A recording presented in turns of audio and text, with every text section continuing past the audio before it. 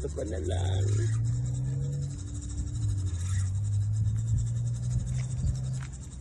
Kita mo konti Apali. Yan, puta.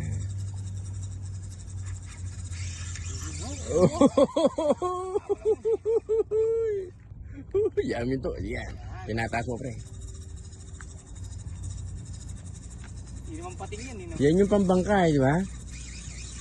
Ang lakas niyo. Hey, nakahila din tayo.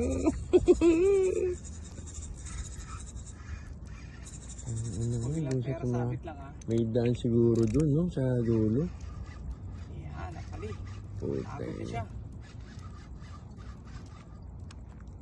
Yan, ganyan pre. Tapos, taas. Yan, tapos hila. Yan, taas. Yun. Puta. Pre, titingnan mo yung mga galawan niyan, pre. Pag ikaw nila.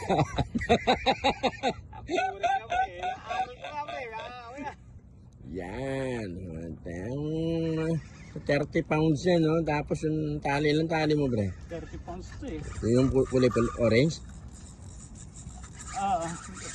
Lakas niya, oh. Oh my God. Ito pa siya. Yan. Nagawin mo siya. Itaas mo siya. Yan. Tababa. Yan.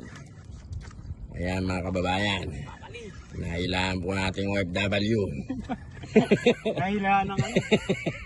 Nahilaan ng pitaka. Nahilaan po tayo. Ayan po si Papali.